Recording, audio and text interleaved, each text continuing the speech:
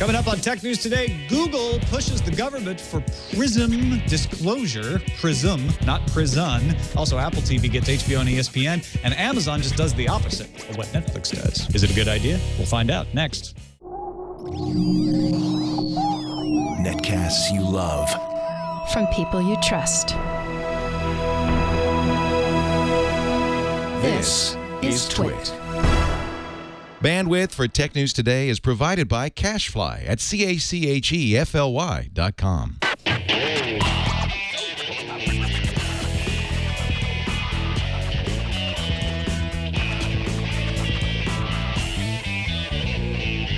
This is Tech News Today for Wednesday, June 19th, 2013. Tech News Today is brought to you by Gazelle, the fast and simple way to sell your used gadgets. Find out what your used Samsung Galaxy, iPhone, and other smartphones are worth at Gazelle.com.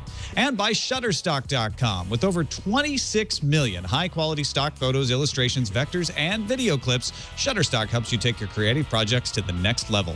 For 30% off your new account, go to Shutterstock.com and use offer code TNT6. Welcome to Tech News Today. I'm Tom Merritt. I'm Sarah Lane. I'm Maya Zactor. And I'm Jason Howell. And this is the show where we keep you up to date on the most important stories in the tech world, put them in context for you, starting with the top 10 stories of the day in the News Fuse.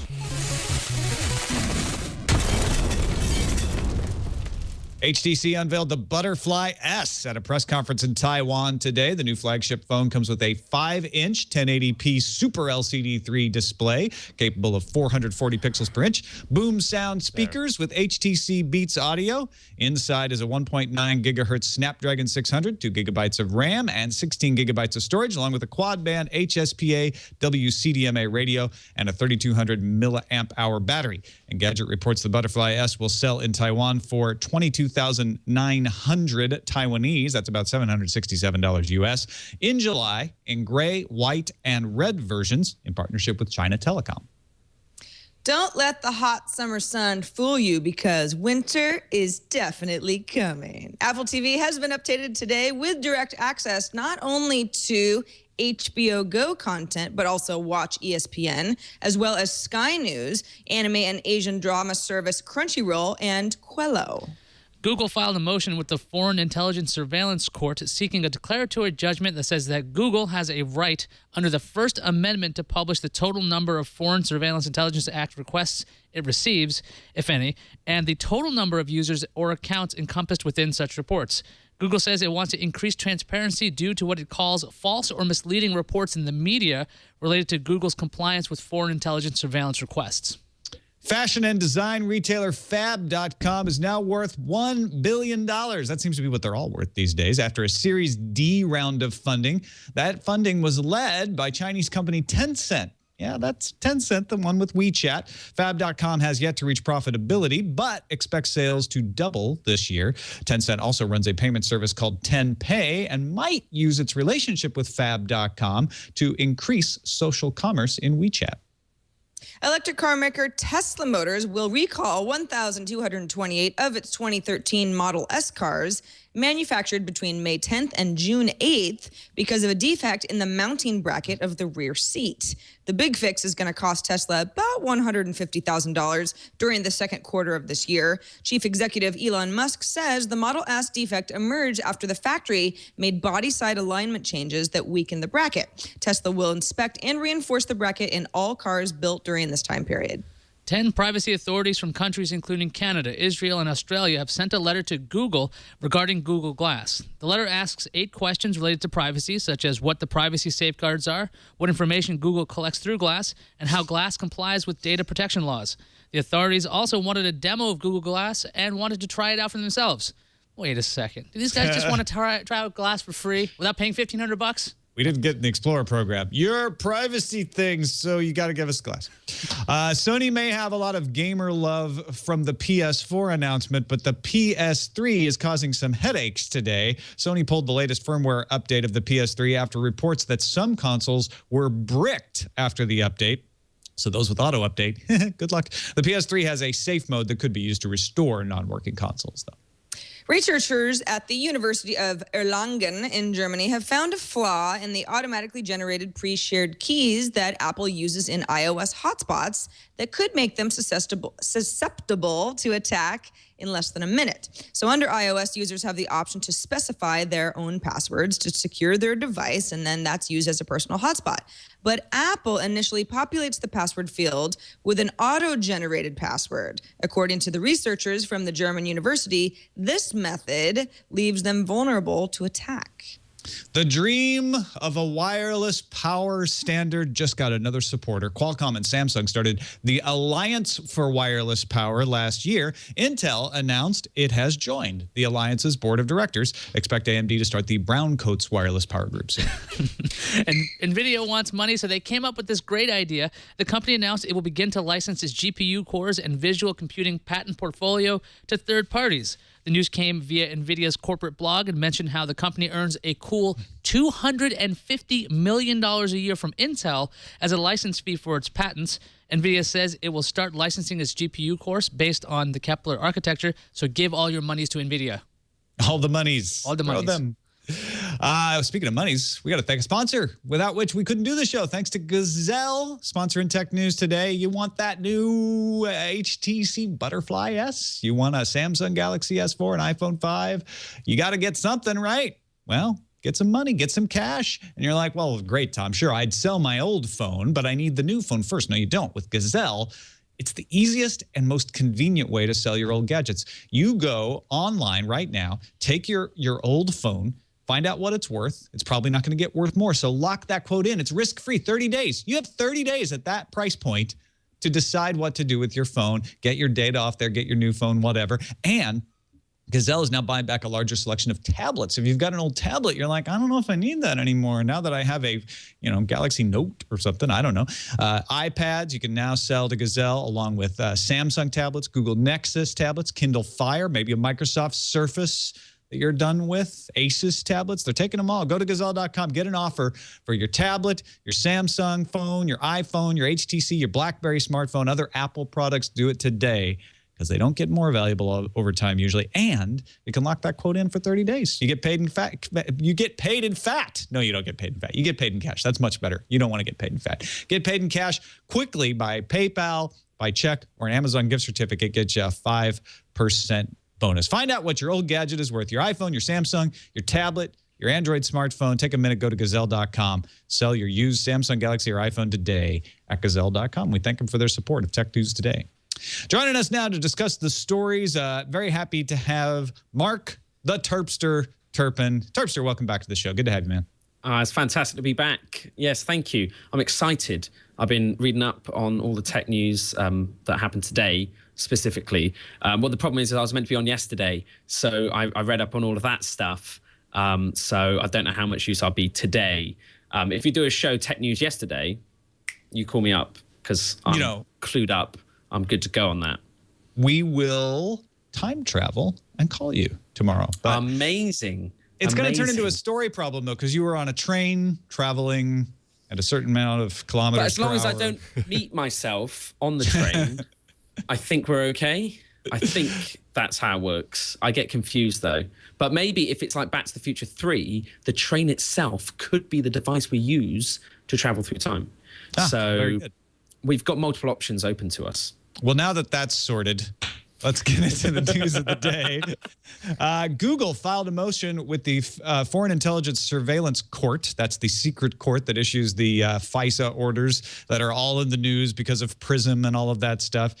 Google, among others, has been saying we want to be able to issue at least aggregate numbers of how many requests we get. Now, you may say, oh, yeah, Apple did that yesterday. Apple and Yahoo have issued aggregate numbers that include not only FISA requests, but also criminal requests. So you don't know how many are from the secret court and how many are just from the normal criminal prosecution that goes on day to day in cities, things like lost iPhones, stuff like that. Google says when you say secret court, though, like, is the court itself a secret? Or, yes. So are we even meant to know that the court exists? I don't even know if that was originally intended. I guess we were supposed to know the court exists, but we're not supposed to know anything about it, right? Anything about its proceedings, what it decides, anything like that. Google is seeking a declaratory judgment that Google has a right under the First Amendment to publish, 1, the total number of requests, and 2, the total number of users or accounts encompassed within such reports. So they say lumping national security requests with criminal requests, as Yahoo and Apple have done, would be a backward step for our users. Terpster, would this make a difference to you? I know a lot of people who are not U.S. citizens are curious about this because they want to know if they've been targeted because they're not actually protected by the laws of the United States. Will they say who was targeted, or will they just say like 2% of our user base was targeted? Yeah, exactly. I think what Google wants here is to say, like, we've only had 10 requests, so obviously not many of you were targeted. I mean, I guess that would be nice. Again, it's a bit of a roll of the dice. You know, I could still be 1 in 10. That being said, I think it's more interesting just as a general thing on the whole, as to, like, firstly, that Google can't tell us something that they themselves have done.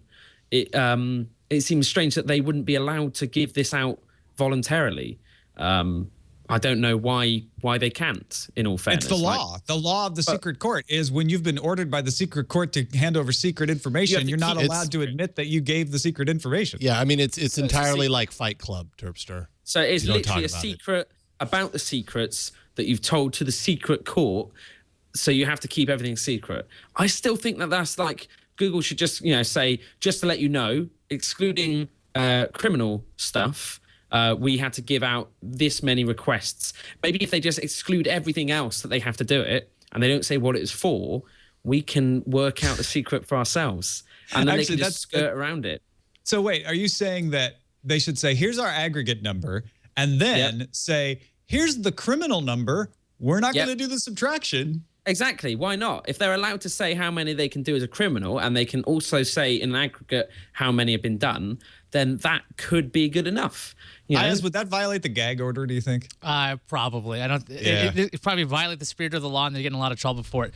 Google wants to use the First Amendment, and we all know the First Amendment isn't absolute by any means. You can't do a lot of things like yell fire in a crowded theater and those kinds of things. So I know Google's there. This is a really smart PR move, if anything, just to say, hey, look, that thing that you want us to do, be quiet about. We got this First Amendment thing. We want to use this as an argument, and this is a good argument. Not sure what the courts are going to do with it, but it's just good news that this kind of filing can be made public. At least Google doesn't want to be dealing with this either. They want to be saying, look, here's the data we got. This is what people want from us. We are not trying to mess with our users, again, because Google wants to make sure its users are happy because they want our data. How about Facebook? Do they care? If they want data, yeah. That's the whole point. These companies want to make sure that their users stay there and keep volunteering information, because just because the government wants information from these companies, they have the same motivation as, well, not the same motivation, but a similar motivation as Google and Facebook to collect as much data as they can. Is there anyone I can go to who won't give the government information? Like, is there someone out there who says, like, hi, I'm Google minus, we have to change the first bit because it's copywritten, but that's who we are. And we are going to do nothing with your data. I honestly don't care about your data. I just want to show you ads that aren't even targeted at you. I'm just going to put them on the platform. But I promise I will never tell anyone about anything you do. Like, are there people big ones companies would out like there? to be able to act that way. They lawfully can't, though. Really? Like, is there not, like, can they not be based on the moon? Can you register a company on the moon? Sealand. Yeah, that'd be good. Yeah. That's what we call it, Based on Sealand internet. Social Network. Well, maybe that's why Zip Google. code in the Galapagos. Maybe that's why Google's building that network of ballooned internet things. They're like, well, we're over there. We're in outer space. Yeah. You can't possibly have jurisdiction. That's actually Well, there's you'd be in space law. airspace, though. You'd be in. Yeah. Yeah. All right. All right, then the next place to go is the core of the Earth, and then they'll be clear, Yes, right? then you're everywhere. Yeah, exactly. Then you have to abide by all laws. There's no jurisdiction Including in the the Morlock core. law, which we know about. Yeah. Yeah, because when you're right at the middle, It's like you're the in Mole all King. You have countries to, at the same time. You have Exactly. to abide by the rule of the Mole King. So Oh, yeah. he The rules Mole with Man? an iron You know what fist. You think these laws are repressive? Yeah. Try going subterranean. We got a press release from Apple this morning that says HBO Go, ESPN, Sky News, Crunchyroll, Quello, all coming to Apple TV. A boatload of stuff, Sarah.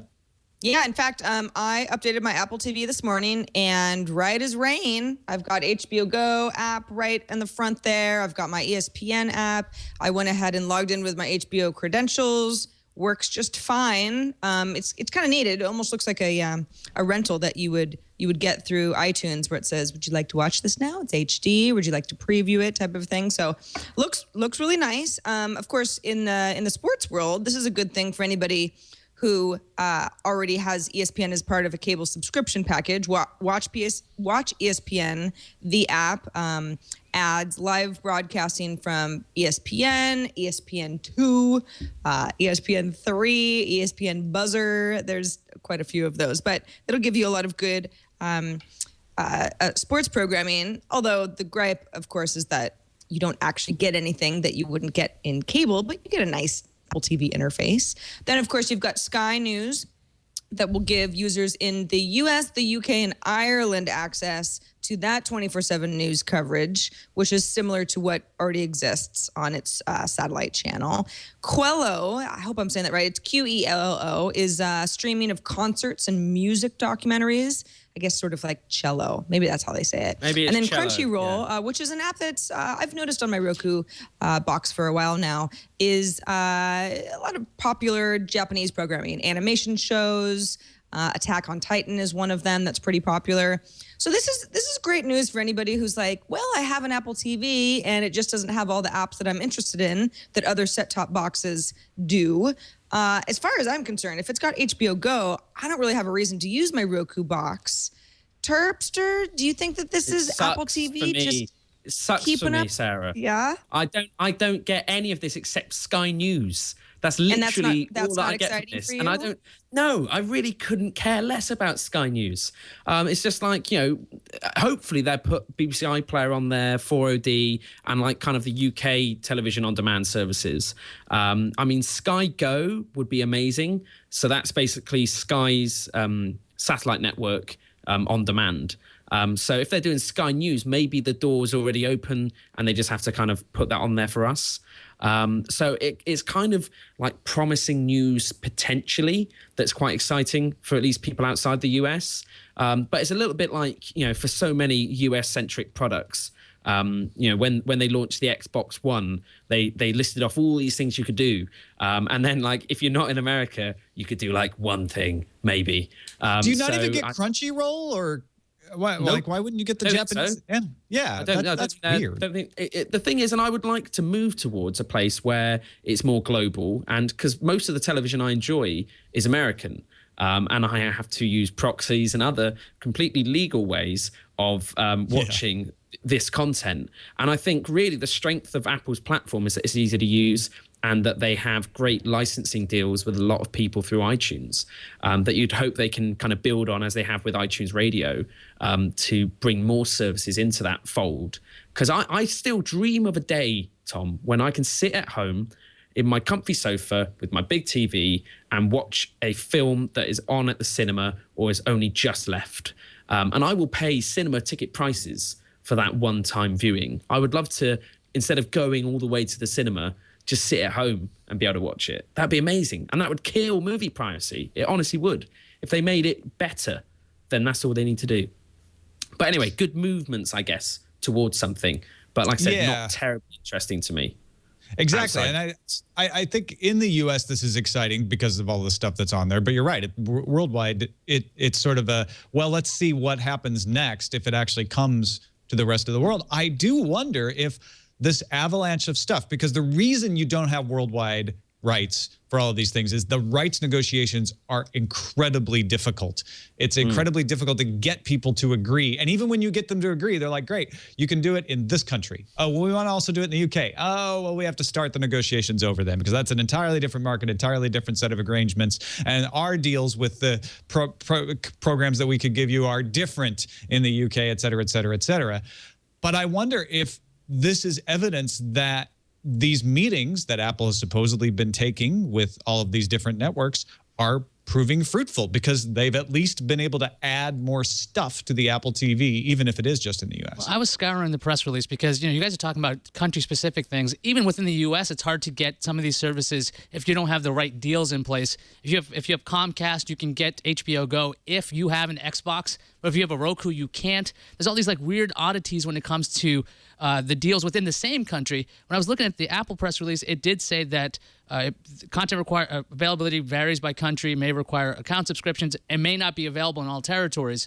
If Apple could land throughout the whole United States that every Apple TV can access HBO Go and can access Watch ESPN with the proper subscription, that might be a bigger deal than just having just having these apps that should be there on Apple TV anyway. But if they have a box that doesn't require a special ISP deal, that could be really intriguing in the long run. One thing I can do, I know, is use my iPad and AirPlay it. So the Apple TV is useful still in some ways. That's but something that was I would just like to not have to do that. Yeah, I mean, for HBO Go, that was somewhat recently allowed in the last couple of months. And I know once that became available, where it's like, oh, interesting. So somebody could come over with their iPad and they've got an HBO account and I don't, and we can still watch Game of Thrones on my TV as long as I've got an Apple TV. That's great. It seemed like getting the deals straight on Apple TV apps was just the next logical step. And I've always felt like the Apple TV interface, when you compare it with the same interface that you can get, I mean, if you're accessing HBO on demand on some sort of a cable on-screen guide, I mean, Apple TV is quite a bit nicer. So it's interesting to see if, we're getting out of hobby mode for the Apple TV finally. How many apps does it take? The HBO part is useless to me, just like it is on the Roku, because I have DirecTV, not authorized. But I can still do HBO from my browser and AirPlay it on a MacBook Pro. Or it's just silly. I agree with you, Terpster. I just can't wait till all of these restrictions, both domestic and international, just go away.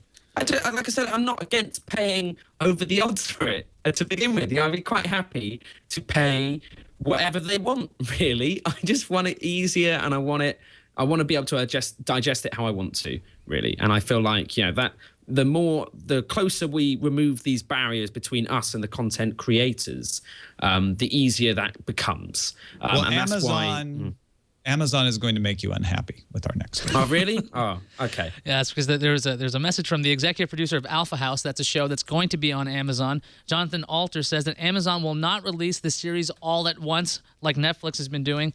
Alter explained that it hasn't been entirely determined how they'll put it out, but it'll be a different model, referring to the Netflix model.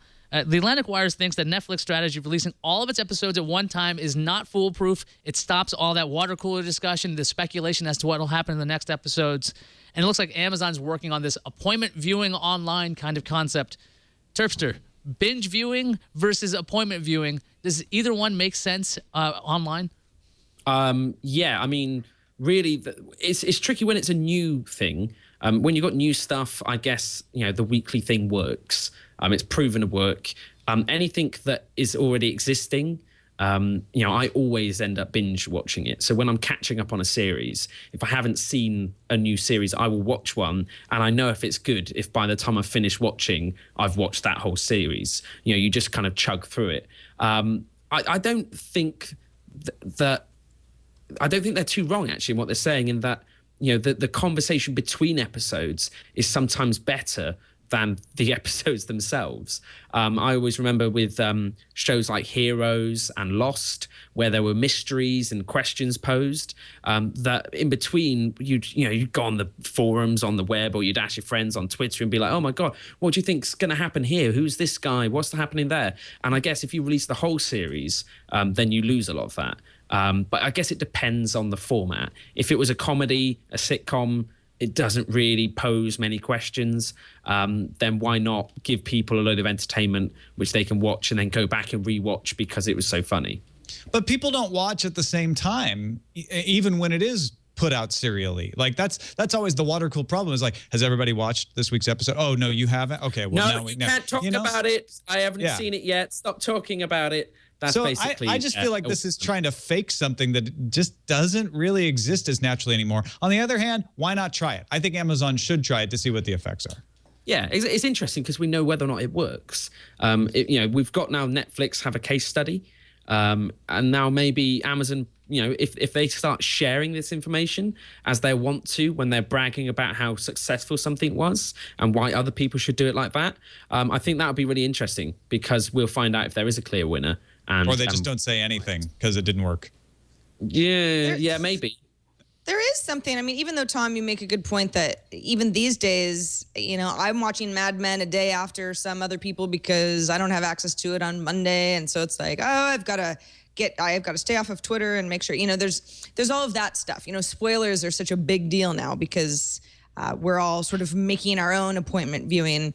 But there is still hey, this is when the first run version of this episode is out. So the people who care enough to watch it, at the very beginning, can still talk about that. And it sets up habits for yourself. It's like, if you have to stretch out a whole summer run of a new season of a show, then it's that much less time before the new season starts.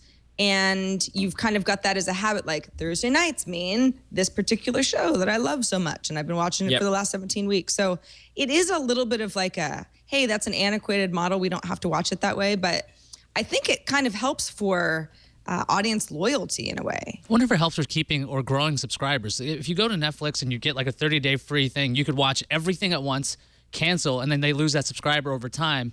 I'm just kind of curious if Amazon is trying to do this to keep people coming back and keep subscribing, because they're not trying to necessarily placate advertisers like television has to. They're talking about having subscriber engagement and having a huge number of people looking at their content. So I'm just wondering if that's really playing into it, not necessarily following the TV model of, yes, we could do this every week, this is how TV was done, and people can speculate, but this idea that they can keep subscribers longer, because even if you had a free trial, I'm not going to see the full series until week 12, and that'll keep people with Amazon Prime. Yeah, and it gives people a reason to come back as well. And in that time, other things have happened that they might then watch just because they're there.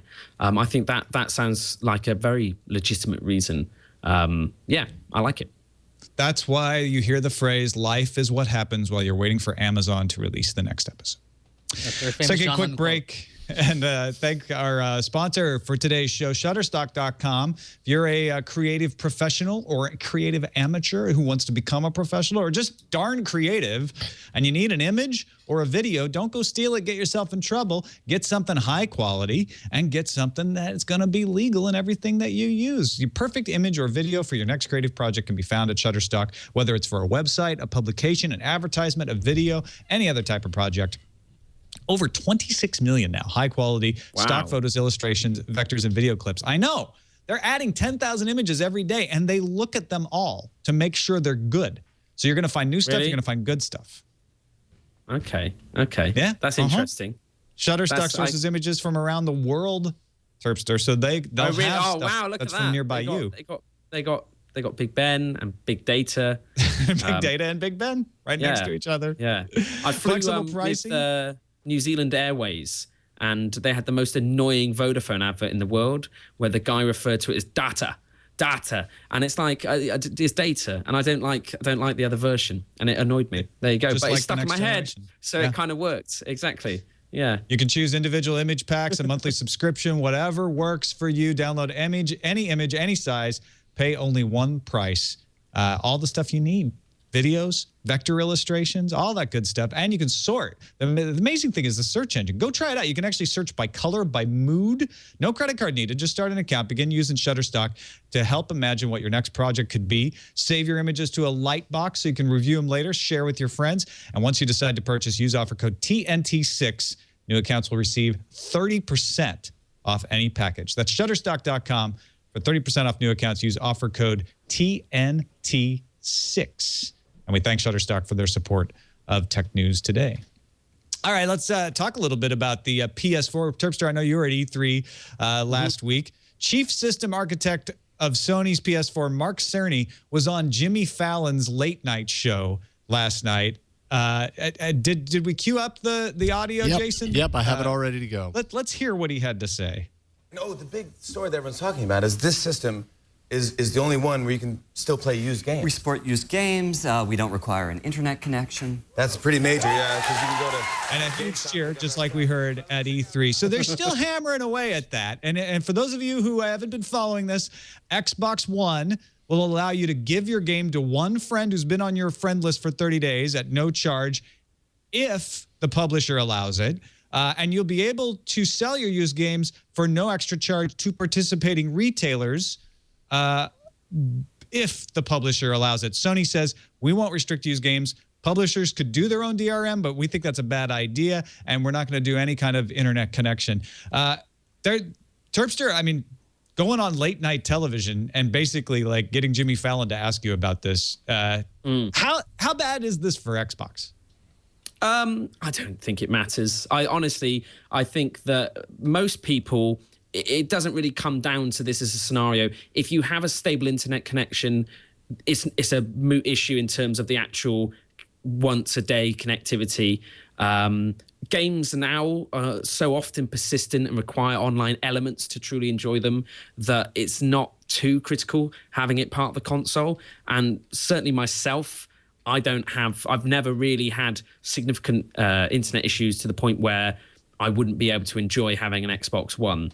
And so I'm quite happy to go out and get one. It is more expensive, but it comes with the Connect 2 or whatever they're calling it, which is, I think, a fantastic piece of kit and frightfully intelligent. Like I saw a demo where it tracks your heart rate just by looking at you, and you start thinking about how game developers can start using that additional information, how they can work that into games to create better experiences. That I personally, I'm going to end up getting both, and I think a lot of people who can afford it will do the same. I guess it comes down to, like I said, if you can't afford it, the problem is you will probably go for the cheaper one, which is the PlayStation 4. I think both have their own merits. I don't really think that it's going to make a huge difference. Sony is obviously trying to now champion itself as like a gamer, console for the real gamers out there. But that's the reason is Xbox has designed a console that is broader than that. It's designed about more than gaming. I think the term gamer and hardcore gamers are kind of becoming so kind of ambiguous with just people that I think that Xbox and Microsoft have designed more of a console built around the home, and I don't think that's a bad thing. I think that there's a place for both, and Sony ultimately obviously are pushing an agenda that gets them a lot of cheers and high fives. But ultimately, at the end of the day, I don't think it's going to really influence too many people's purchasing decisions past whether or not Call of Duty is available on it.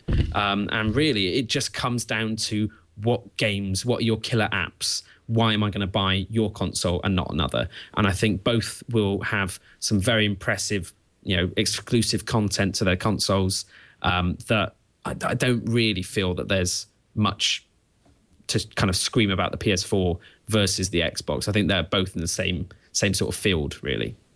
I'd love to know which of the people who cheered in the Fallon audience were actually people who worked for Jimmy Fallon and who was actually an audience member, because, Jimmy Fallon is, and he's about to take over Jay Leno's slot. I mean, it's a successful show, but he and his team have always set themselves apart as we're kind of more of like, we're not only for a younger generation, but kind of a geeky thing. I mean, they've had the Dig Nation guys on Jimmy Fallon, and there's a lot of, internet meme stuff.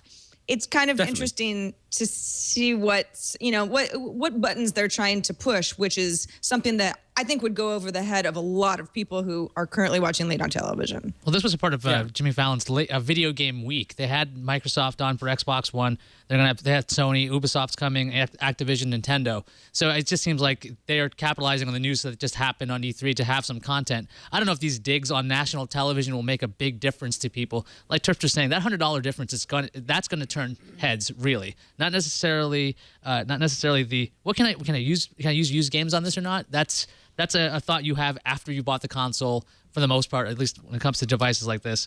So when you're pairing your game console with that first game you buy with it versus the Xbox, and you see that price difference, you'll go, oh, okay, wait a minute, I can afford more games right off the bat. We won't be able to judge the eventual victor, whether there's even a victor, but who's winning this war until after the holiday season. But there's a bigger deadline, a more dangerous deadline looming soon. And Sarah Lane, that is the end of Google Reader. Yeah, that's right. We're 10 days and counting until Google Reader officially goes to the dead pool. Although you do have some options. There's rumors that Facebook's working on an RSS reader. We know for a fact that BetaWorks, maker of Dig, is working on an RSS reader. Feedly is also another well-known company that is in the process of transforming its RSS app into its own RSS platform. In fact, last week, it went live on iOS. We showed it off on iPad today. They have what's internally known as their Normandy project, which is cloning Google's Reader API. Feedly Cloud is now live, not just for iOS, but there's a standalone web version of Feedly as well, one that doesn't rely on a browser extension. And Feedly is continuing to partner up with a group of approved developers to use the Feedly API going forward. Now, they already have partnerships with Reader, that's R-E-E-D-E-R, that's a very popular RSS reader that was using Google Reader, Press, NextGen Reader, Newsify, G-Reader. New partners include If This Then That, Sprout Social, G News Reader for BlackBerry 10, and Symbian Migo, Press, Pure News Widget, and Menarray. You might be using one of those RSS readers. If so, what's nice about it is that as an end user, you really don't see anything different going on behind the scenes. You'll sort of be magically transferred from everything going through Google to everything going through Feedly. And Feedly is already experiencing huge growth because of its commitment to RSS.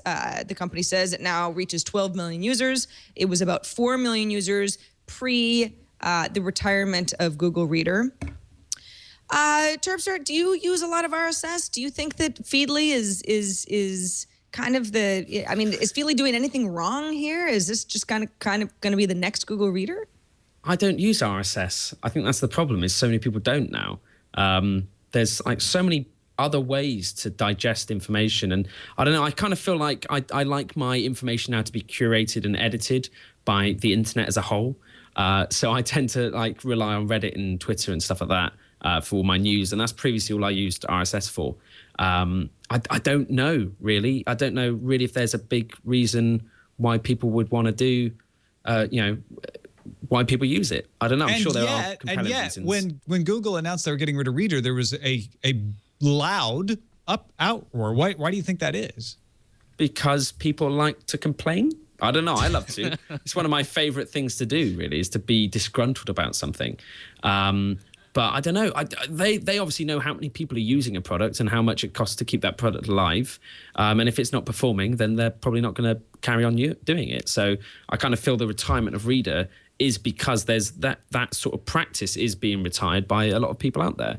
And I'm sure it's got I'm really impressed with the Feedly product. Especially the web version. I mean, that was sort of the one thing that Feedly didn't have because it was pulling from Google's data. Ayaz, have you made the switch, or are you sort of are off of RSS the way that Terpster is as well? I started using Feedly when it was an extension, and I kind of liked it at first, and then I kind of got annoyed with it for some reason. It just didn't work the same way, and I just wound up using Flipboard for everything. I just imported all my RSS feeds into there because they were promoting the fact that they would continue going when Google Reader dies, and so I wound up using. That's the way I'm looking at news because the visual nature of it actually catches my eye a lot better than seeing the old Google Reader style. Feedly has a very nice layout. It's very pretty. So it's kind of got this blog look if you're looking at it on the web version. If Feedly had a web version the day of the announcement that Google Reader would die, I probably would have wound up there. But the fact that I had to use an extension kind of irritated me because I couldn't use it on everything. So I'm still using RSS. I still need it for this show, and I still like getting all my information that way. I just find it much faster than opening up a bunch of tabs and things. So I just know Feedly's going to capture me. All right. Back in our predictions episode in December, I said by the end of this year, Nokia would be either sold or up for sale, and BlackBerry, as it was known then, RIM, would be stable. Well, we got a rumor that Huawei was going to buy Nokia. Ayaz, have I been vindicated? Not yet. Maybe sometime later. But Nokia shares soared like 8% on news from the Financial Times, of all places, saying that Huawei was considering an acquisition of Nokia. Now, the Financial Times report quoted Richard Yu, not to be confused with Richard Ya in the chat room, chairman of Huawei's Consumer Business Group. Here's the quote: "We are considering these sorts of acquisitions. Maybe the combination has some synergies, but depends on the willingness of Nokia. We are open-minded," end quote. Then Huawei's VP for External Affairs, Bill Plummer, said the company has, quote, "no plans to acquire Nokia." Nokia has not commented on this at all. Boy Genius Report thinks that no company should acquire Nokia or will acquire Nokia because they're a feature phone company, and these companies like Lenovo, Huawei, Cisco, they want smartphone companies. Burn. Tom, what do you think about this whole potential Nokia acquisition? Do you think they are even a target? It sounds like Huawei went, hey, we kind of like Nokia. Maybe our friends could see if Nokia wants to date us. And then they found out, no, Nokia wants nothing to do with you. Yeah, no, we're not interested in Nokia. We never liked Nokia. What are you talking about? Like, I think Huawei was testing the waters, in other words. It was within the same day. I was looking at the Financial Times report and then the Reuters report after it. It was like within a couple of hours of each other. So it's just very odd that this happened. Turfster, are you going to buy Nokia? No, I wouldn't buy one of their phones. And so that's my kind of principle for buying companies is if I would use it, then why not? I don't know, really. I mean, they've got a cool phone out with like a crazy camera on it at the moment. Yeah, that 41 megapixel camera. Exactly. And that kind of feels like, cool. Get yourself an audience. Be the camera phone. The smartphone market's pretty tied up. But ultimately, there's a huge amount of people out there that use their phone as a camera, and that's it. They don't really care about emails or any other bits. So they should, find themselves a little niche past just making really indestructible phones, which is all that kind of Nokia's been kind of famous for in the past. So yeah, I don't know why someone would want to buy them, short of if someone wanted a phone company and none of the others were for sale. I don't think there's anything too special about them. But then again, I don't know about the amount of kind of patents that they have, because ultimately, I guess that's where the true value of a company like this comes from. I found it odd that and Huawei, how much you can screw Apple. I found it odd that Huawei was even like they were considering they can make their own hardware. They don't necessarily need Nokia to do this. If they wanted like a Microsoft partnership, they could get it. Is there like a dream partner for Nokia? I mean, they thought it was Microsoft, but is there somebody that they should be joining with and turn into some sort of super phone company? I don't know. Nikon, Canon. I don't know. HP. Again, go for a camera brand. Canon. Yahoo. And That's Yahoo will buy that's anything. kind of interesting, actually. The idea that Nokia and Canon could team up to have the absolute best possible camera experience on a phone that I don't know if you'd say it's a feature phone otherwise, but there has to be companies out there that still feel like they could get a lot out of a feature phone company that is still a very strong popular brand in parts of the world. Well, and Nokia is not a feature phone company if you ask them. What Boy Genius Report is pointing out is the reality that's different from the aim, right? Nokia wants to be only a smartphone company. So yeah, they're kind of in tatters. it's not very smart, ironically. So yeah. Yeah. Oddly that. Let's move on to the randomizer. BBC has a story today pointing out that next month, the last telegram company is going to close down. India's state-owned telecom company will shut down its telegraph service, bringing an end to the telegram era. And I think, we should probably have done more to support the telegram industry. We should have given them government breaks, kept the telephone industry from running them out. You know what I mean? You're definitely right. I think that Feedly should get on this. Dig should get on this. BetaWorks. Everybody should have a replacement for this now. I'm upset because apparently when you get to 100 in the UK, the Queen was meant to send you a telegram. And now I guess she can't. That sucks. And I guess she never actually sent it. But equally as well, I'm a big fan of the Independence Day, the film, less so the holiday. And it kind of reminds me of something we lost. But in that, at the end, they get the message out using telegrams. They use Morse code across a telegraphic system, and that's how we defeat the aliens. So I'm not saying this is short-sighted, but, I might be saying that when the aliens show up. Because how are we going to, tell everyone about the weak spot? Well, easily. You break out your Mac and you have a virus that works with its computers. I'm going to give the computer a code, a computer virus, I bet you the NSA is not spying on telegrams either. That would be good. So I don't even know how you'd say freedom in Morse code. I'm sure. The only thing I know in Morse code is SMS, because that used to be the phone SMS sound. Yeah. I think you meant SOS. Well, no, that as well. SOS, I don't even know. It's something. I know that Titanic did Save it. our ship. Didn't do it much good. But yeah, SMS, I know from mobile telephones. Rest in peace, telegrams. Let's move on to the calendar. Hey, we've got that mysterious Facebook product event tomorrow, June 20th. But that's not all that's happening tomorrow. Oracle is also announcing their latest earnings report, and Samsung will be unveiling new Android and Windows devices at Samsung Premiere happening in London. Busy day tomorrow. Let's see what's incoming. Incoming message. Got an email and a voicemail to talk about today. First, the voicemail. Actually, it's a video message from Joe in Baton Rouge. And kids, Joe is a bad, bad man because, as you will see, I believe his car may be moving while he's recording this video, Joe. Hey guys, this is Joe from Baton Rouge. You had the story in the news views yesterday about these new solar-powered charging stations hitting some of these major cities. I just know I'm not walking up to one of those and plugging my phone in. You don't know what's in that thing. It could be downloading all your pictures as soon as you plug it in, sending them who knows where. Or you had the story the other day about the proof of concept charger that will install malware on your iPhone as soon as you plug it in. I wouldn't trust it. Oh, the show. Now, he would, a very, very wise consideration there to be careful what you plug your USB into, but he's willing to just record video mails while he drives. I really wish that someone who was in like Hollywood special effects would do a parody of that and just have like the car flip over and everything explode. It would be brilliant. It's not worth it. That's more so my just kind of fantasies there.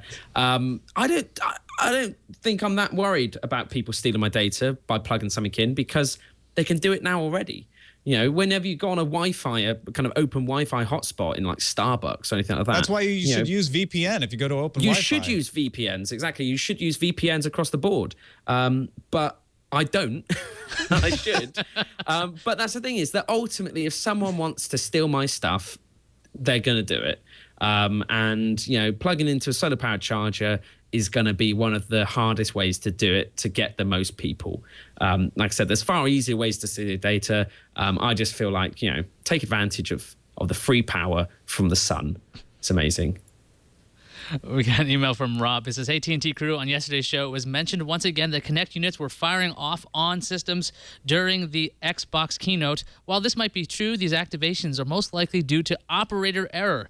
When the Kinect is first set up, the Xbox goes through a calibration routine called Kinect Tuner. Part of the calibration has the Xbox broadcasting a variety of tones to determine the acoustic properties of the room. This footprint is one of the ways that the Kinect isolates player voice from Xbox output. Microsoft recommends running the tuner whenever there's a major change in the room, like adding or rearranging furniture. The faulty recognition of the Xbox voice commands is most likely the result of Kinect units that are out of calibration. Yeah, that's all you got to do is make sure you run a calibration service every time you move furniture around. That's incredibly user-friendly. Obviously, just log on every 24 hours. But Right. I've got this fantasy now because it's all voice command that I can just like in the middle of a presentation, any Microsoft presentation, I just go Xbox off and hope that it just stops it. But they don't. It's kind of, I was one of those kids who wanted to have the little remote control watch that you could control any TV with. Just to be that kid at the back of the class, like turning it on and off when they're playing something in school. You know, I would have loved that. But yeah, that's just, again, more about me than anything else.